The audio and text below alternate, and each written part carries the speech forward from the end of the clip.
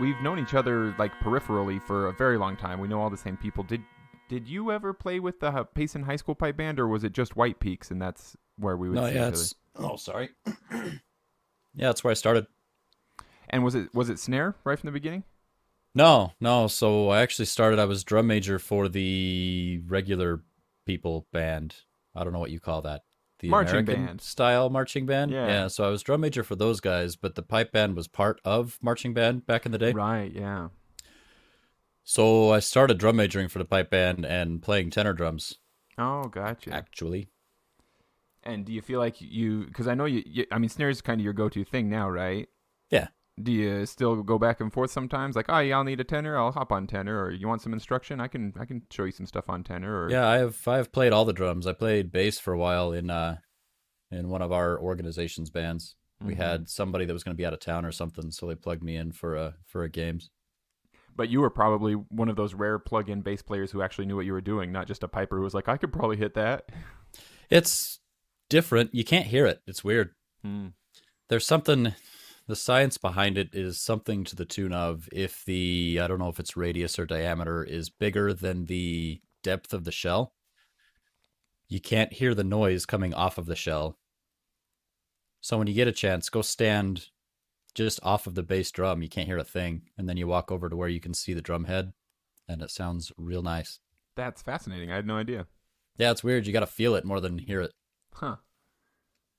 So that is this kind of like I know you sent me a picture of like your mad scientist audio setup at your desk there. Is the study of acoustics, etc., something that is a passion of yours that you're drawn to, or is it just kind of you end up picking this stuff up since you are a musician? A little bit of both. So I'm an accountant by day, right? Yeah. And that's boring. So I do music every waking moment otherwise. Yeah.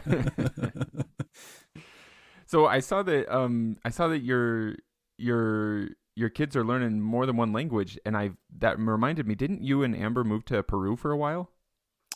Yeah, yeah, we lived there for a year. I right out of grad school, I got recruited to go manage a branch of a company over there. That was accounting work. No, I was managing the whole office. It was just regular business. Wow, man. Yeah. Fun story about Peru. We were in the grocery store, right? Mm-hmm. In this place in Peru, and I hear bagpipes. What, like live? Like actual bagpipes, yeah. Really? Like there was some guy they were doing like a grand opening for their I don't know what they even call it. The wine cooler, the alcohol section of the place. Uh-huh. So they had a piper come and just play. Really? Yeah, so I bumped into a guy from Canada in Peru that played bagpipes, and we played together a couple times. We didn't do much with it, but That's we awesome. went and hung out a couple times. And I know. I mean, of course, Amber plays pipes. Did she take any pipes down with her to Peru? Any small pipes or big pipes or anything? Nah, nah, she Yeah. she was just playing mom at the time. Yeah. Yeah. A very time and energy demanding instrument for sure. And are you two are a pipe band romance product, right? Did you two meet through pipe band and through piping and stuff like that, piping and drumming? Yeah, we met in high school. I mean, we played in the band together, right? We didn't do anything then. I bumped into her again in No, college. And, nobody's judging, you know. no, yeah, I dated one of her friends actually. Oh, one of those stories. Yeah. And I bumped into her again in college, and then we started going out. Ah, right on. So I know that you do other music stuff too. When you were in the marching band and the pipe band in high school, was that all drum majoring in drums, or were you picking stuff up already then, or have you been picking up instruments since then? What's kind of give me your sort of your musical landscape? Oh boy, where to begin? Regular kid playing piano growing up. Recorder in elementary school, annoying my parents all the time, I'm sure. That was training for when you would start drumming, right? Yeah, yeah. The annoying part, not the recorder part. Right, right. That's what I mean.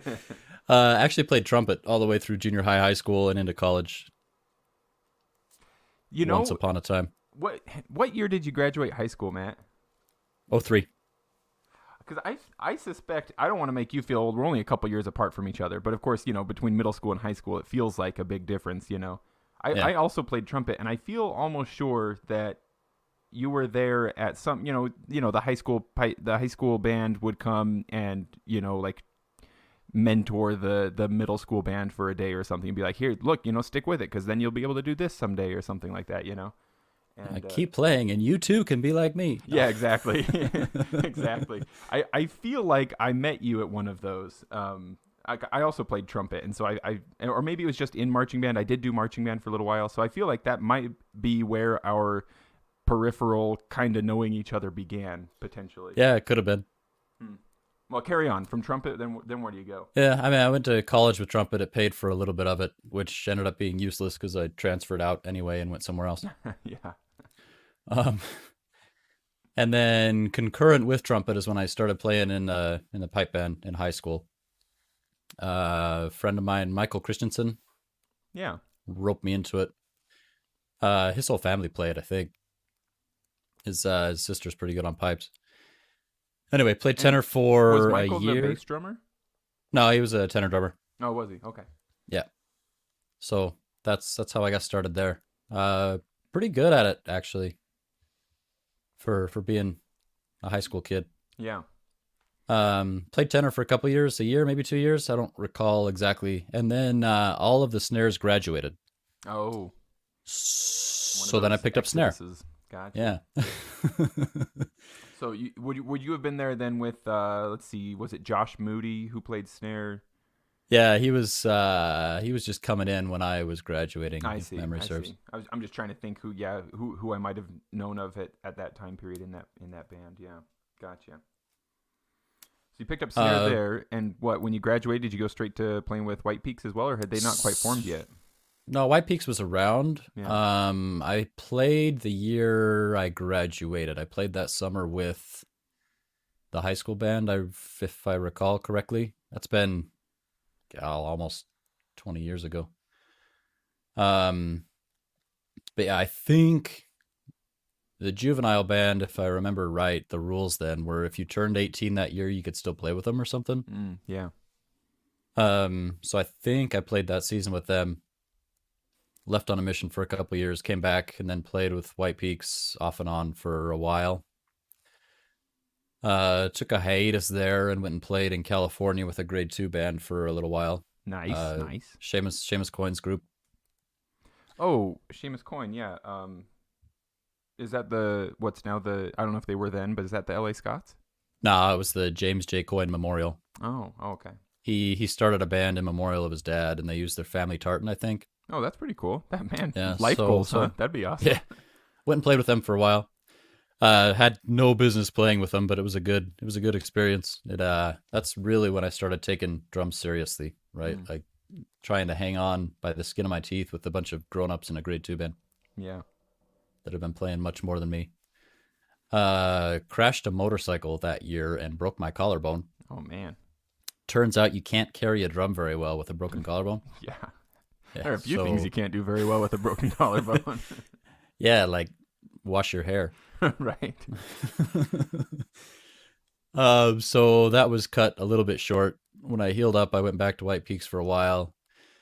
Took a break when I was in grad school. It just got to be too much for me.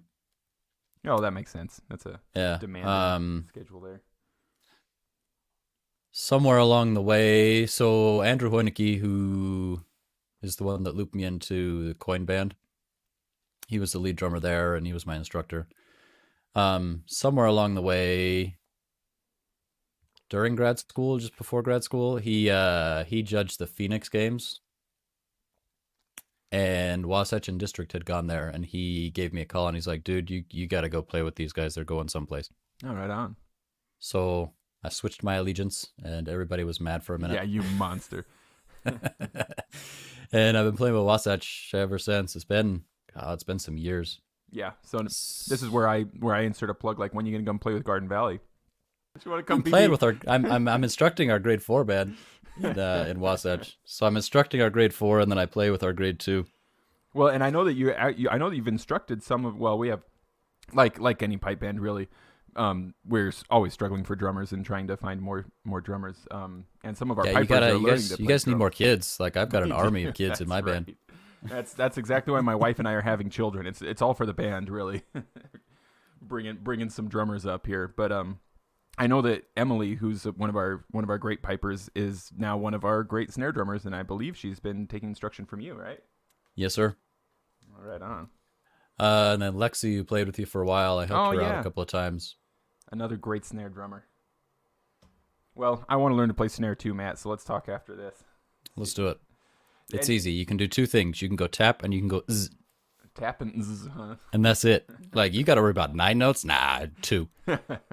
Yeah, I do. Like the music can be done. I've looked at drum music before and been like, well, I don't understand this language at all. But only one line and not on the a note on either side. That seems. I could probably start figuring that out. Hopefully. Yeah, and Scottish is a little easier. I think it came from the old Swiss drum corps guys. But Interesting. right hand up, left hand down. Oh yeah. Rather than having to write RLL all across your music like they do in American drumline. Man, does that kind of make you start thinking like, ooh, why don't we change this in American drumline? Like, doesn't it seem so quick and easy to do top and bottom? Yeah, I don't know why they do it. They're a different sort sometimes. They really like their tradition. I guess we're kind of the same way, right? Like we dress up so in true. Yeah. we dress up in a uniform that's made for 50-degree weather to go and play in Pleasanton in 115, right? Yeah. Because tradition. Yeah. Yeah, exactly. Well, and then we can get into all kinds of my own personal beefs with why we're sticking to these strange tuning standards and stuff like that too. But tradition, that's right, tradition, and that's what keeps us balanced on the roof. So Yeah, you and Lincoln Hilder should get together. Hilton? I forget his name. What? Lincoln Hilton. Hilton, is it? I think. Yeah, he's now all it feels about weird. It feels weird to he's me all now. about non-standard scales and stuff. Oh yeah, I love you get those kind of Eastern flavor scales and stuff. I get excited about that stuff. So, beyond drumming, have you been you experiment with other music, other kinds of music just for fun by yourself? You play with other bands or anything like that? Oh yeah, I played with, you might know him. You know Spencer Healy, Chase Oh yeah. Healy. Oh, absolutely. Spencer's I- one of the coolest people I've ever met. Absolutely, yeah. I played in a band with them for a while. What kind of band Once was upon that? a time. Pop. Nice. Yeah. And then grad school happened and we all kind of went our separate ways. Yeah, but the band will reunite one day, right? It'll be a Maybe. glorious I mean, reunion. that's up to Spencer, man. All right, I'm gonna once we You cut talk this him into episode, it, I'm in. Yeah, we're gonna cut this episode. I'm gonna send him a link directly and be like, "It is time for the Phoenix to rise again." Sold my drum kit when I moved to Peru and picked up a guitar. Oh, right on. And I am now pop competent on guitar. I'm not like Competent. I'm not good at all, but you give me 3 chords and I can do it. Right. Yeah. Which 3 chords are you using mostly these days? You got a CGD thing going on. Sneak a little Depends on what A, a I'm little playing. F in there. Yeah. Nice. Now I understand also that you're raising some of your kids bilingual. Yeah. What's that like? Pretty normal. I don't have to do much. They the school district, I think it's a statewide thing. They've got a dual language immersion program. Yeah, I've seen some. Unfortunately, I've looked at it. The school specifically that my kids go to doesn't do it, but other schools in the district, yeah, you can kind of choose like, oh, I'll send my kid over there to do Spanish or over there to do Chinese or whatever. Yeah, so we were gonna do Spanish, right? Like naturally, that would be the easy one. Yeah, because you speak Spanish, right? Yeah. And there's like 4 schools around that do Spanish. But it's a lottery, right? They draw names out of a hat, essentially. Oh, I hadn't realized that. And Henley didn't get into any of the Spanish ones, but she did get into the Portuguese ones, so we're doing Portuguese. Close enough, right? It's just Spanish with a French accent. Yeah, it's like Spanish with rocks in your mouth. Well, we're gonna make some people very angry if they hear this. No, it's been good. And as a general rule, the demographic as it is here, if you speak Portuguese, you're gonna learn Spanish. That's so true. Yeah, some of the people I know who do speak Portuguese, they end up learning Spanish because they marry someone who speaks Spanish, or they just need to for work or whatever it is. But no, it's been good. Like she's too smart for her own good, so it's just been nice to have something that challenges her. Awesome. Now, when you were back in high school, when you were drum majoring for the marching band, and then you decided, I'll hop in there with the pipe band. Your friend was like, hey, come play with us. But I mean, like, you don't have to get too into the details or anything. But was Amber part of your reasoning for playing with the pipe band since she was a piper there? Didn't really know her very well in high school. Mm-hmm. Like we were in the pipe band and we like talked a little bit, right? But No, it was mostly my drumming buddy. Yeah. So the romance bloomed thereafter after Yeah. high school. Yeah, Amber was like one of the like top pipers as I was learning. So I learned a lot from Amber, Sean, Heather, that group of pipers. They were my original mentors to learn how to play pipes. Yeah, yeah, that was my crew. Those guys, Swan, Stubbs, Hmm. Scarf Boy. He came a little later. Yeah. What Stubbs? Is he still like out in the middle of the Caribbean doing doctorate work or something like that? I don't know where he's at. He's doing some kind of. I think he's doing his residency now. Yeah, that's pretty cool.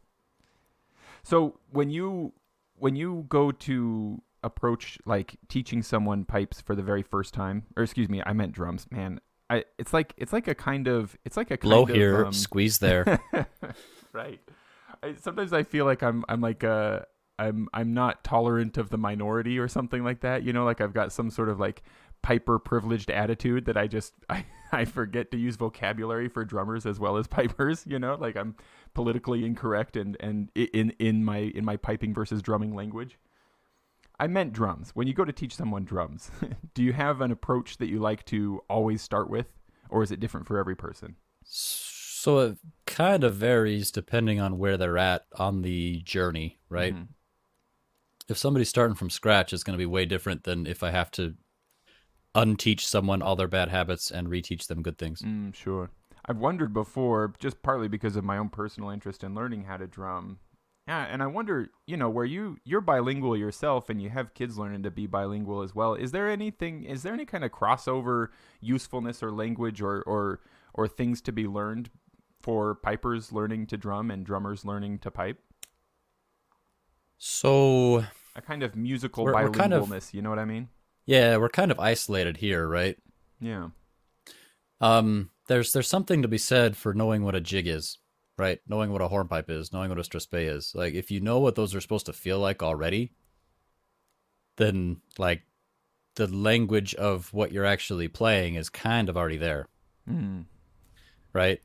And that's not so much the case in super dry, super high altitude. It gets cold here, Utah, but like Scotland, Ireland, like if you just grow up with it, you know what a hornpipe is, right? Mm.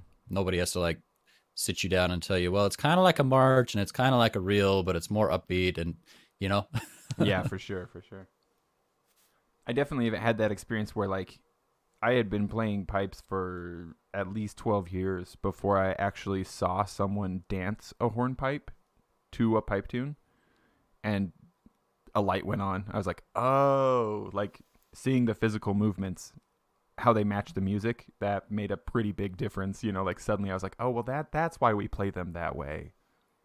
Yeah, that's what I do. Anytime I've got a new drummer in my corps, I pull in one of our, we could call them bilingual, one of our drummers who also dances. I pull her in and I say, hey, can you dance a strathspey for me? Because I've got new guys and they don't know what a strathspey is. Yeah. That has got to be a really useful teaching tool. That's awesome. Now, what about yourself? Have you ever learned anything, you ever pick up a practice chanter? You ever put on a pair of dance shoes? Dance, not so much. I can play your scale probably still. Yeah. I haven't played much in the way of chantering Mm-hmm. with some awful crossover noises, I'm sure. Just call them embellishments. Yeah, embellishments I never learned. I learned your scale and that's about it. Well, but that's something, right? That's a little bit of familiarity with what the folks are doing on the other side, right? Yeah, well, and I get it, right? Like when I was playing with White Peaks, I would watch Don's hands more than I would watch his foot, Yeah, yeah, as a general rule. yeah. What, like when you're practicing, like you've got this unique situation. Well, I think it's unique at least, that like often when somebody's in the pipe band world, usually their spouse isn't also, do you who usually gets to hear you, like practicing and stuff? Do you have a high level of tolerance in your household for you to go around tippity tapping on your drum pads and stuff, or is there like, you've got your basement office set up now? Is that where you like go to your dungeon to practice? Like don't go tippity tapping on the countertops all day long. Yeah, I've got my setup down here pretty nice. I've got a drum pad that's hooked to a snare stand, Oh yeah. and it kind of never leaves the snare stand. It sits at the right height, and it's always where I want it. That's interesting. Did you do that by design? Yeah. like to make it so that you would always have easy access to get right to playing? Yeah, and it's always out, right? Like, so it's just there Mm. calling me.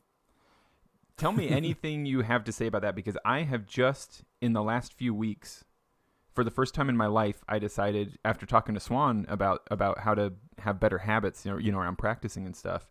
He suggested that I try this, so I'm finally trying it. First time ever in my life, I have my pipes set up and laying on a small table behind me at all times, so that I can just stand up and like I've never done this before. I usually break them down and put them in their case.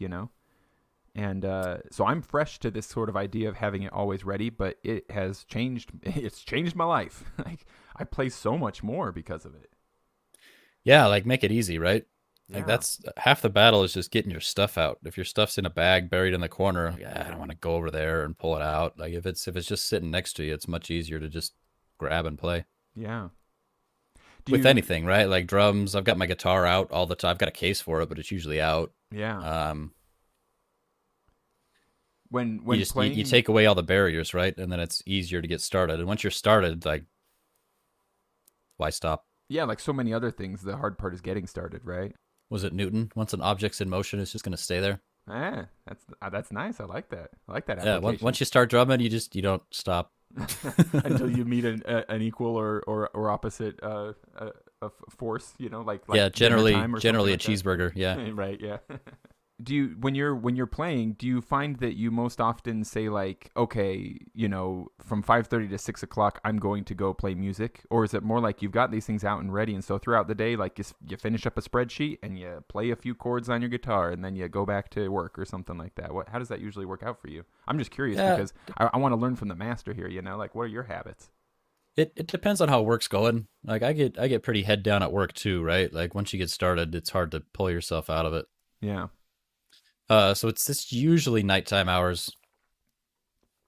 Is it Um, is it somewhat formal though? Do you kind of not Tuesdays are my night for really. guitar, Wednesdays are my night for drums? No, I mean I've got like my teaching night that's pretty formal and my Oh, band sure. night, Yeah. but otherwise no, it's just what I do to unwind at the end of the day. Mm.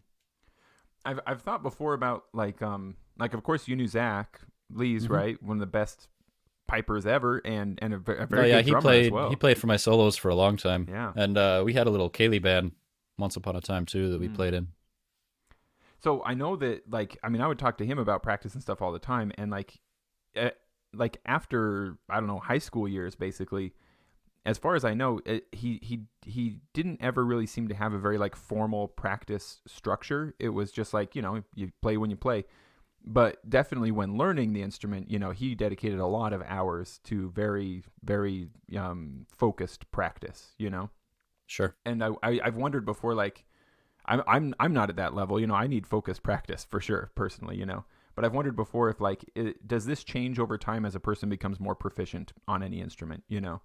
Um, or is there some need for perseverance in formality or something like that throughout a person's entire life? I don't know. I've just wondered about it before. Yeah, it kind of depends on the person, probably, right? Like when I first started learning, I didn't have great instruction. It was Mm-hmm. kind of the blind leading the blind in high school, right? It Mm-hmm. was seniors would teach the guys coming up, and then a lot of the stuff we learned wasn't even written down, right? It was just, well, you play it this way, and this is what it sounds like.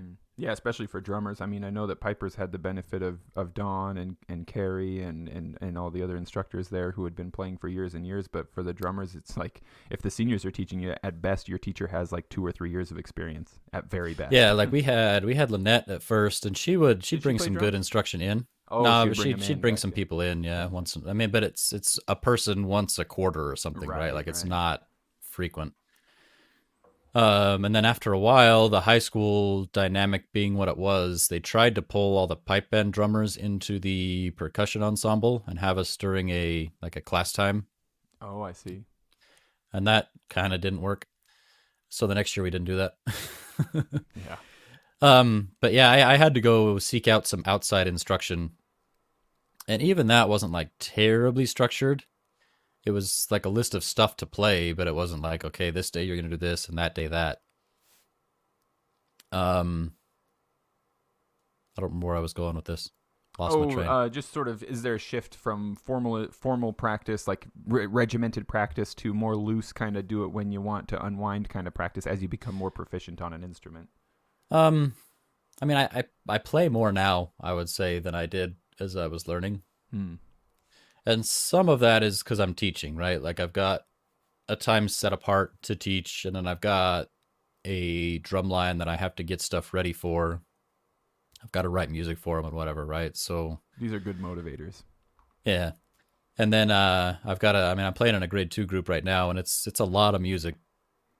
I think Swan had probably mentioned it Yeah, I was on a asking form. It's like 30 tunes or when he something. Maybe first not got quite that many, into 20 or something. right when he first got into the band. I'd ask him like, "Hey man, like he and I had looked at maybe learning the hard drive, right?" And I'm like, "Hey man, have you looked at that at all?" He's like, "No, dude. Let me tell you about all the tunes I have to learn for this grade 2 band." Yeah, and just keeping those fresh, right? Like not even having to learn new tunes, just keeping all those tunes fresh, like Right. takes some time. So you play with the grade 2 band there at Wasatch. You also instruct their grade 4 band. You give private instruction. What other stuff are you doing in this sort of pipe band world right now? I mean, I like to sleep once in a while. Right. I mean, that's about it in pipe band land. Um, So you've got for pipe. a while, Yeah, I go was ahead. I was helping out at WUSPBA for a little while, but that's been a long time ago. Yeah, what kind of job were you doing for them? I was doing finance for him. I was Oh, their that makes interim sense. finance person. Somebody had quit, and it wasn't time to elect yet, or something. It wasn't And time that's to been a elect long yet, time or ago. it was time and nobody was willing to do it. Yeah, something like that. Yeah, I know what you mean. So you've got your pipe band stuff. You've got, of course, your family. You've got your work. What other things demand your energy and time? Like, what else do you focus your powers upon when you can?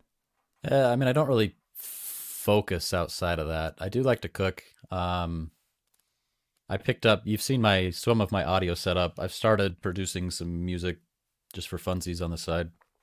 Is this like a lot of acoustic recordings of yourself, or like MIDI instruments, or getting stuff from other people I and had a mixing it together? guy commission me for a thing. I was gonna start doing covers, but I had a guy commission me for some hippity hoppity beats. So I've been Oh doing yeah, some MIDI hip hop recently. awesome. Are you using like what kind of software and stuff do you use for that? I'm using all PreSonus stuff. So Studio One is the DAW, Gotcha. digital audio workspace, I think. Yeah, I hear this word DAW thrown around. I rarely can remember what the acronym stands for. Yeah, I think you're right. Digital Audio Workspace. That sounds right. Yeah, I mean that's all fairly recent. Like I'm finally in a super stable spot with work and whatnot, right? So I picked up some microphones and an interface and some software and whatnot. Yeah, having some fun with that, huh? Is Yeah, what playing around. have you tried recording yourself on a snare drum? I imagine that would be so difficult. Like Yeah, I haven't pulled my drum in here yet to record. yeah, I do a lot of pad recordings, mm, mostly tutorials for my guys on my yeah, drum line, right? yeah, yeah. Um, but yeah, I haven't actually pulled the snare drum in here. I don't have good acoustic treatments on any of the walls or anything, so I'm not Mm. sure how like hollow box my room would sound. Right. You want me to maybe supply a PO box so that anybody listening can send their empty egg containers in to help help Matt build a soundproof Help room? Matt build a studio. Yeah. Well, my HVAC's pretty bad too. Like it's loud. Yeah. Yeah. I don't know what studios do about that. Like, how do you get a heater with a fan to not make noise? Oh, right. Yeah. But I did. I recorded. I picked up a Boron a while back. Recorded some stuff Oh around yeah. Christmas time with I saw Amber. some video. Yeah, that was great. Yeah, and that seemed to work out okay. So I don't know. Maybe we'll Have you see if I get adventurous and enter any of these online solo contests. I'm gonna have to find a decent spot to record. right? Have you joined in any of Amber's uncle Larry's backyard sessions? Those Kaylee groups that or No, I gatherings that you did? haven't actually been out there. No, I probably should. Being a family and all. Yeah, I mean I've heard about him or talked with him about him for years now and just never made it. And now that COVID's happening, it's like I would really go right now. I really would go right now. Once you can't have it, then that's when you most desperately want it, right? Yeah, and Swan and I have talked about doing like online Kayleys once in a while, but then COVID hit super hard around the holidays, right? So we've been staying away. Yeah.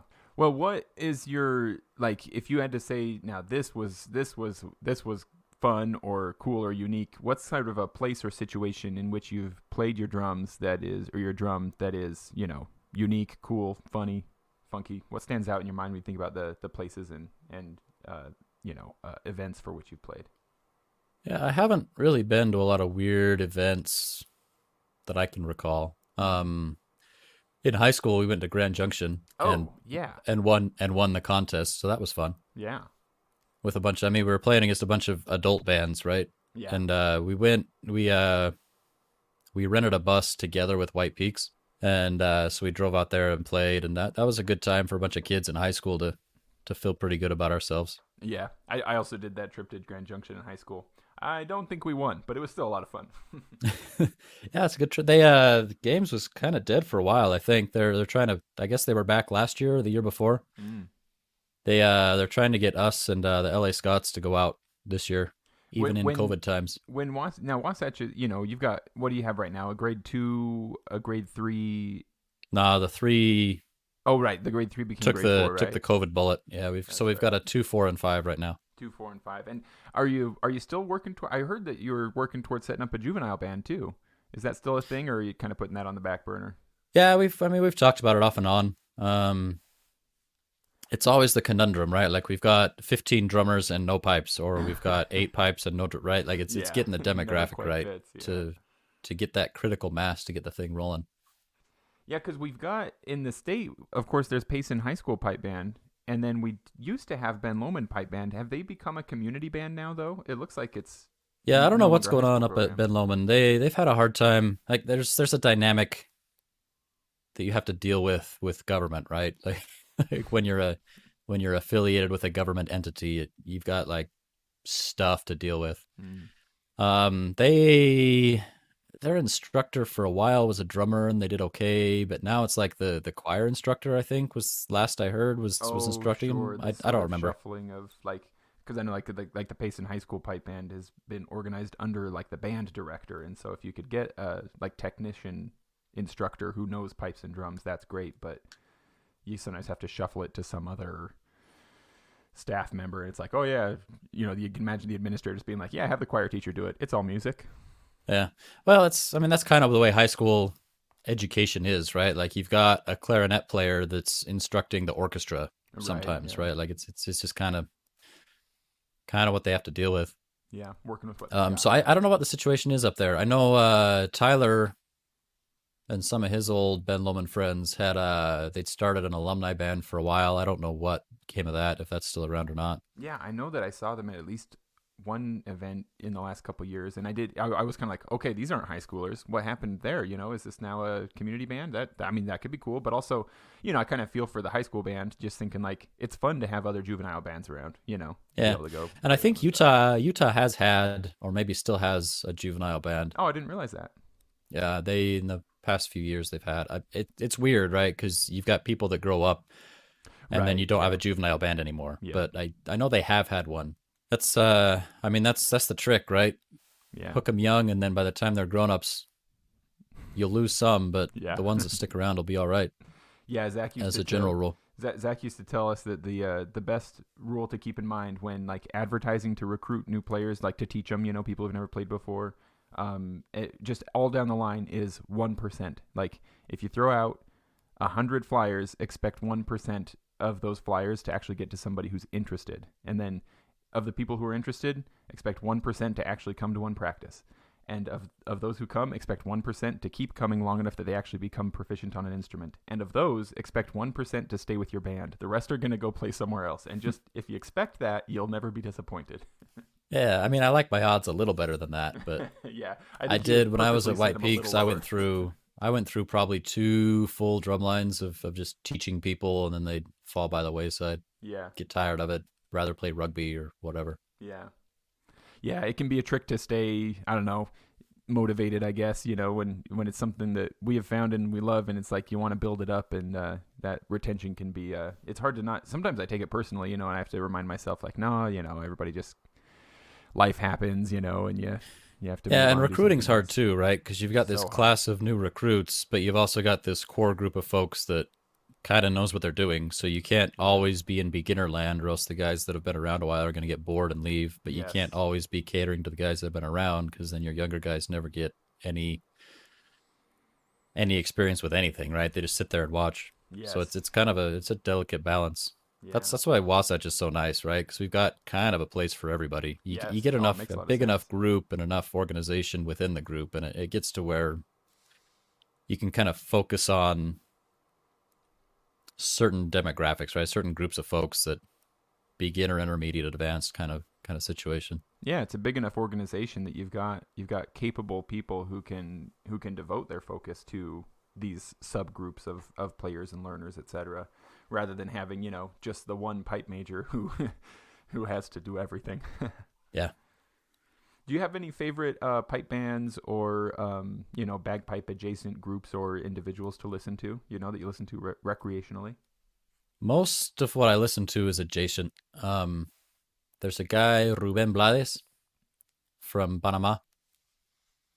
He took a tune from Bad Haggis and like Latino-fied it Oh, really? I'm that looking I them up really like. right Yeah. now. That sounds awesome. Templo de Agua is the tune. I'm gonna listen to It's a this later. Bad Haggis tune, Water Church. Got it. I'm checking that out for sure. And there's like bagpipe in like the Kaylee type groups, right? Like Glengarry Boys, or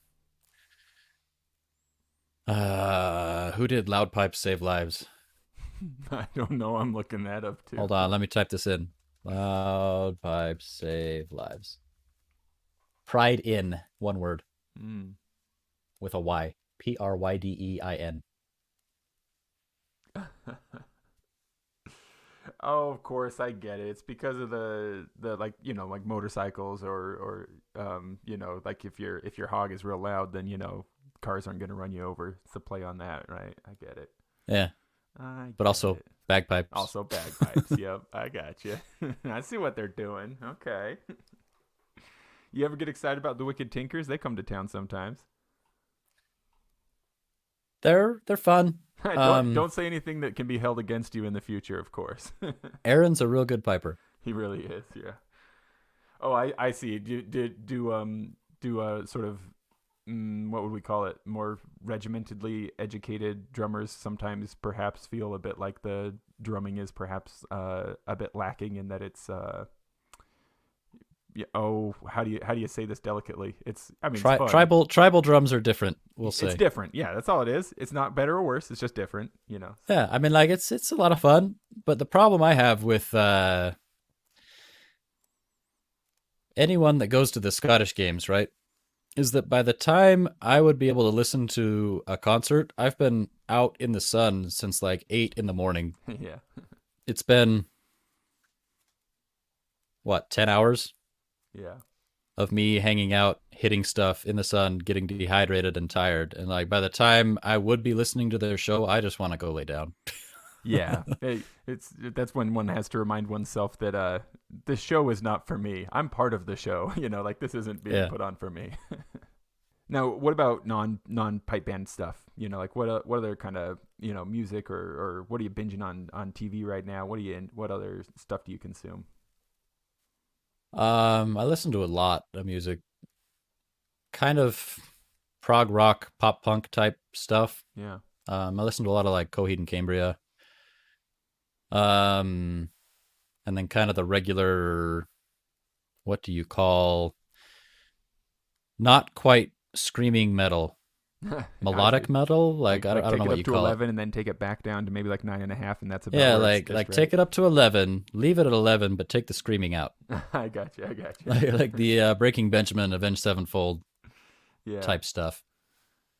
Man, I've got a little 3-year-old girl. She is like the most like delicate, careful little pink and frilly princess girl that you could ever imagine.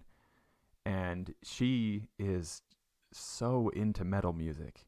Perfect. And Teach them young. oh yeah, man. But the thing is, like I think anybody who listens to metal knows what happens, right? Like you start at an 8 and you cannot help but get deeper and deeper into it, right? Like Uh-huh. like turn that gain up a little more, give me more of this, and it your desire for more kind of increases exponentially. And Sure. I do look at my little girl and I think like, all right, she's 3 years old, and honestly she has surpassed me in her like tolerance and desire for like just how metal her metal is. And I'm like, How long until she pierces her eyelids? Exactly, right? exactly. She's gonna max out at the age of 7. I'm not gonna know what to do. Is there anything when you're thinking about things like retention and stuff like that? Say you got friends and family or people you haven't met before. Anything about this pipe band world that you wish you could sort of communicate to others to kind of express I guess what I'm asking really is, what's special about it to you? Why are you still here? What keeps you coming back?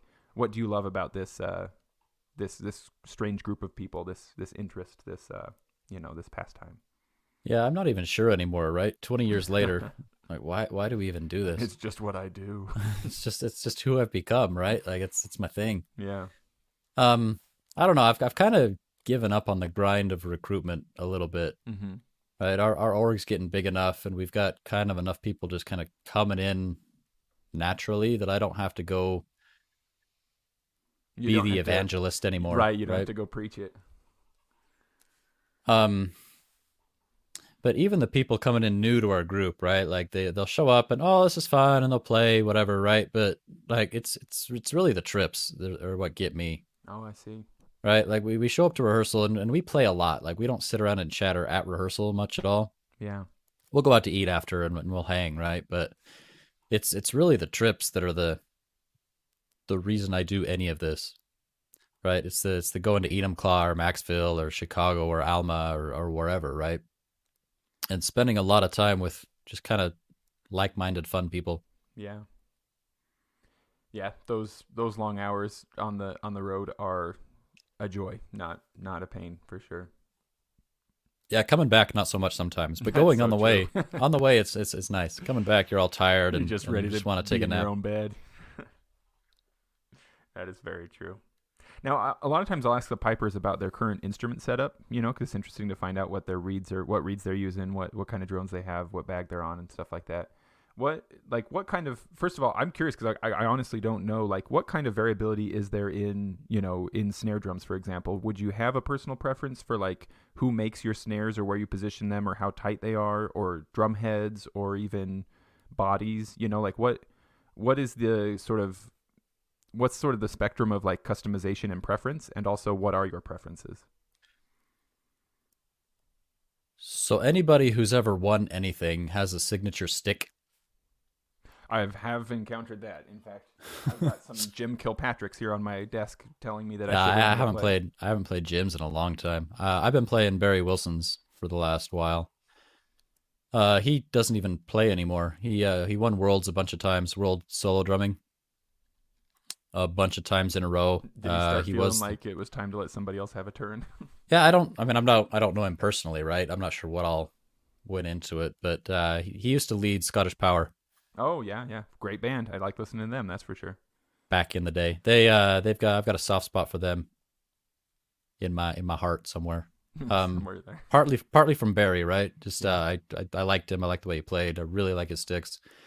And then when Triumph Street folded, a lot of the people I liked from Triumph Street went over and are playing with Scottish Power now too. Mm. But drum setup, yeah. So I'm playing Barry sticks. I'm told McWhirter's got a pretty good stick, but I haven't tried it yet. I've played some others off and on throughout the years. Like I don't love any of the others I've really touched. Drum wise, right now I like Andante. They kind of come and go, right? Like depending on who's in charge and what the manufacturing's like and what iteration of which drum they're on. Mm. But right now I really like Andante's. How old the deciduous forest is that they get their wood from, things like that. I don't know about the wood. Like drums are only good for 4 or 5 years. Really? I didn't know that. Yeah, you're hitting them all the time, right? Yeah. But the shell gets kind of brittle as time goes on, and you lose a little bit of the tone of it. Is there anybody in that space making synthetic drums? Is that even a thing, or is it just not viable acoustically? Hold on. You might have to cut this out. Let me find them. I don't know where or who. There's somebody out there that's making a carbon fiber drum. I see.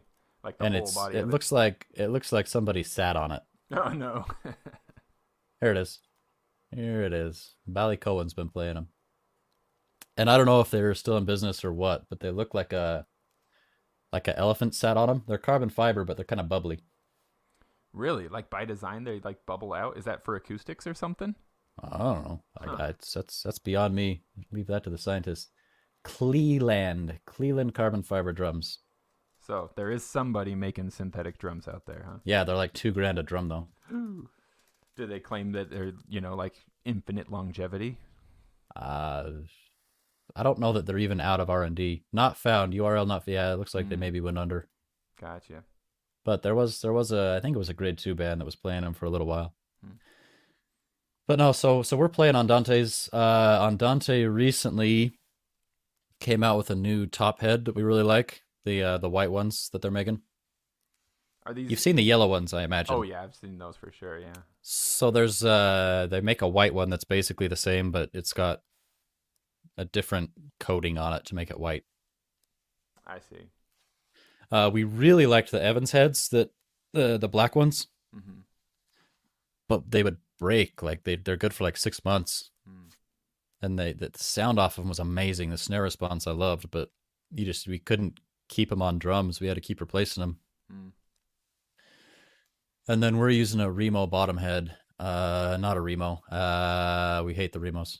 I said the wrong word. Evans. We're using an Evans bottom head. Mm.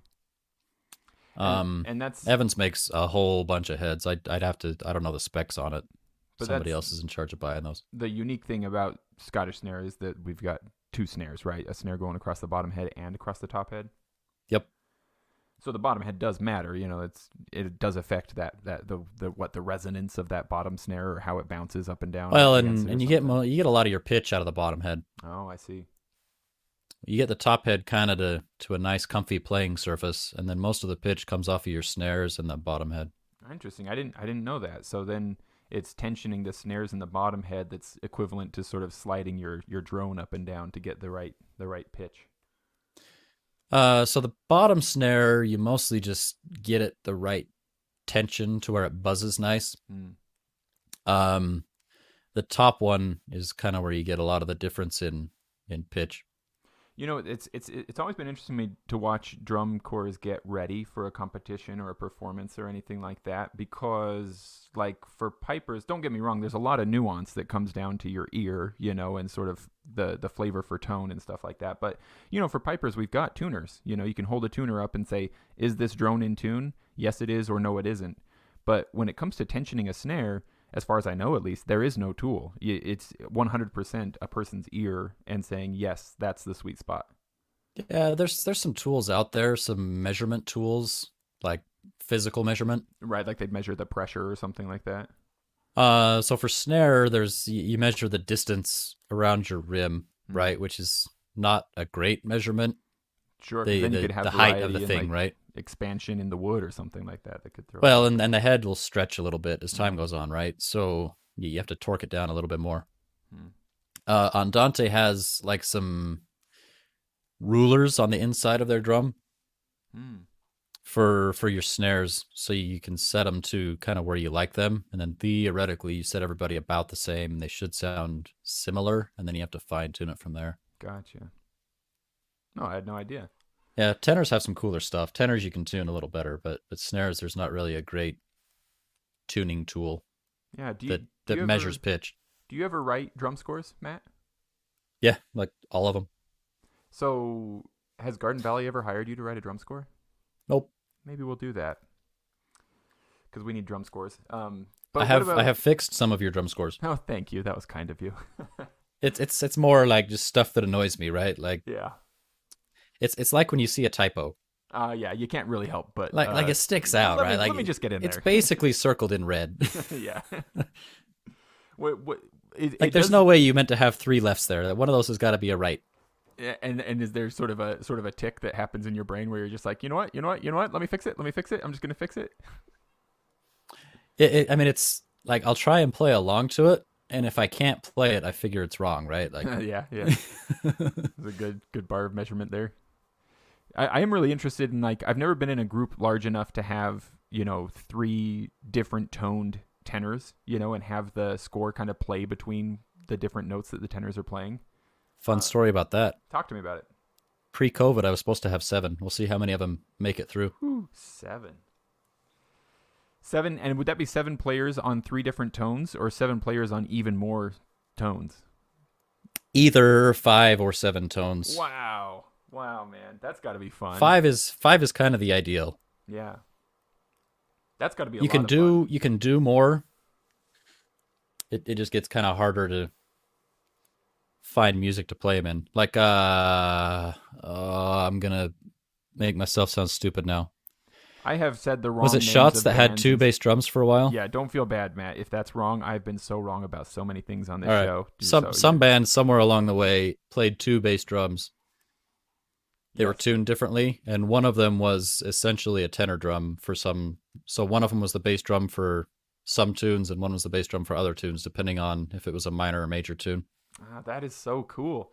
That's got to be really fun for a guy who arranges drum scores, because that's like where you get this element of melody inserted into like a world of rhythm. That's got to be so much fun.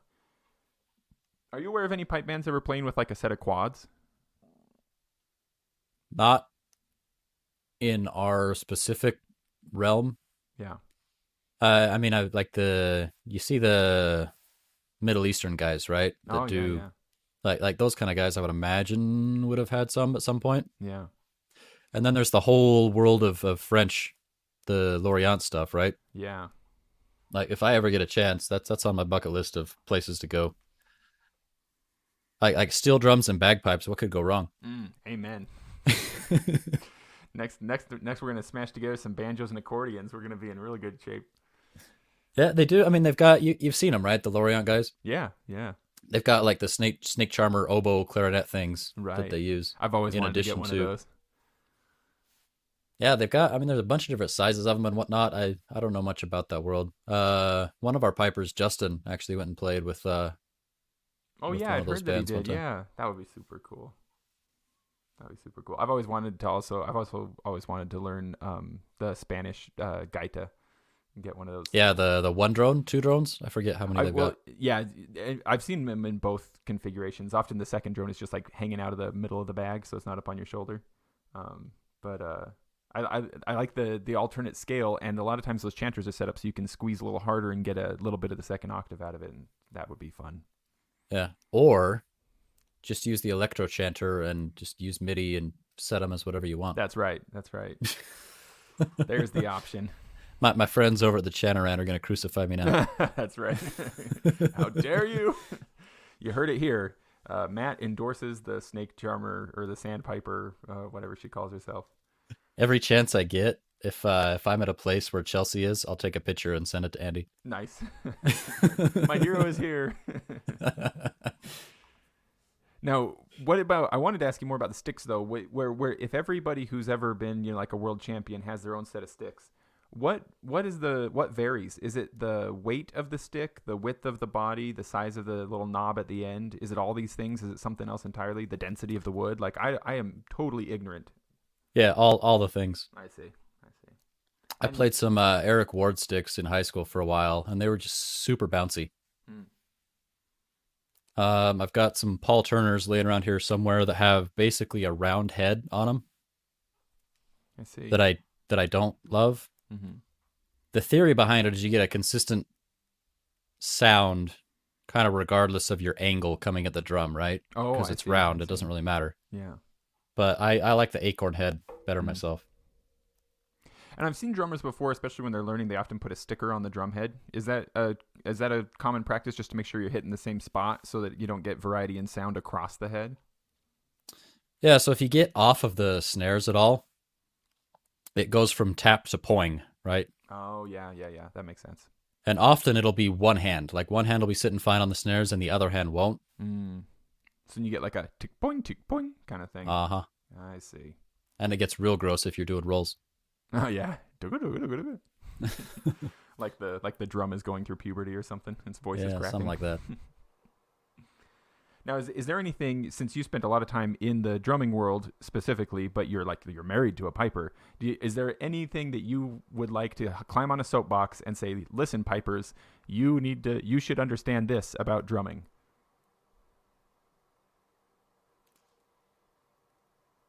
Not anymore. Has the fire gone out of you? I've mellowed out in my old age. You've fought those battles too many times at this point. No, and a lot of it's our organization now. Just kind of we get along better than some that I've been in, right? That's good. Like I've been in some places where it's always you pipes and you drums and what are you doing and bah! Yeah. But like we're one band, right? Like there's no need for that. Yeah. Well, in And that like case, we found go ahead. we found kind of a sweet spot. Like you guys like to tune like a lot, right? Yes, true enough. It's one of our guilty pleasures. We found this sweet spot where you guys are warmed up and mostly tuned. Yeah. That we'll come in and we'll play while you're still tuning, if that makes sense, right? Yeah. Like you'll still be fine tuning drones and you'll go around and do a chanter at a time once in a while, but we'll come in because like the sound gets really sweet. What, 20 minutes in, 30 minutes in? Yep, that's about right. Yeah. And then it falls off. Like you get blown out after a while, right? Yeah, about the 40-minute mark, you start really deteriorating. Yeah. Which historically is when the drums walk in because that's when you're like tuned, yeah, right? So true. Yeah. But no, so we try and join a little earlier. And then play while you guys are in your sweet spot so that we get like good time together. And then we'll break again at the end and go play separate if we need to. No, that makes a lot of sense. Now, that's good advice. Like look, I'm personally just for like advice for like, what can I apply in my own experience? Do you like work on your drumline stuff? While the pipers are like, all right, guys, we're gonna run through, this keynotes or more like out a minute until the pipers are ready. Pipers are ready.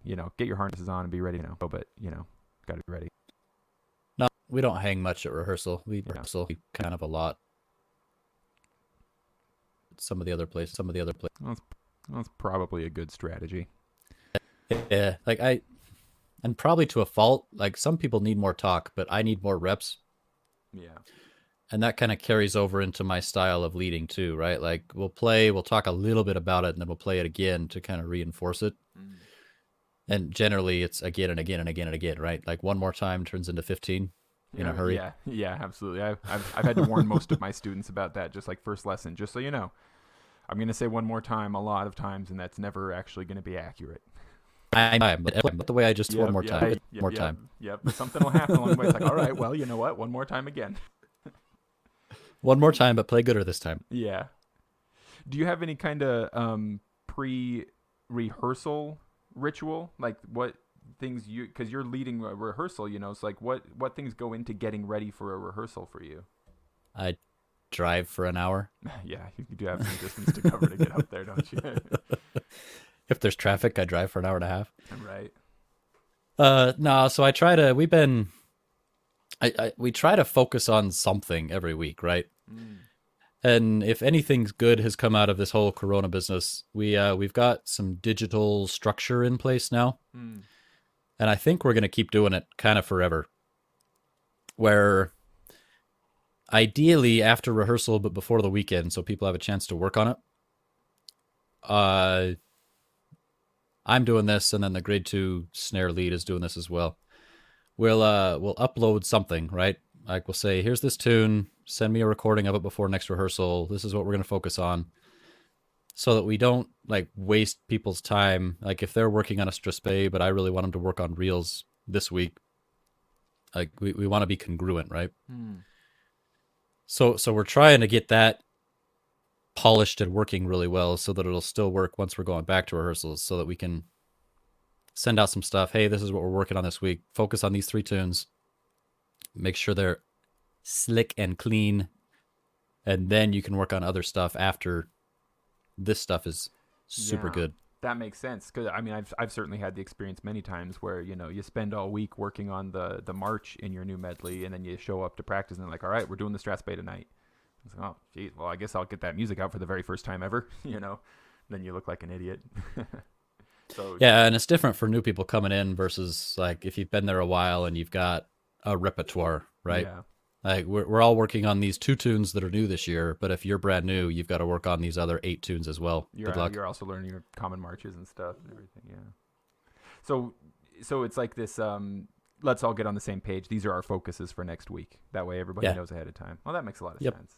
That makes a lot of sense. Is that something that you do largely independently? You do that for your drum corps, or is it something that goes top down from the pipe majors, where it's like everybody, pipers and drummers alike, we're all working on this for this week? So each group has its own repertoire, Mm. right? So it doesn't really carry over across groups. Um, I try to get on the same page with the pipe major. It doesn't always happen, but we try and get to where we're focusing on the same stuff. Well, surely it all lines up in the end anyway, right? It's all the same medleys and stuff. So, Yeah. oh.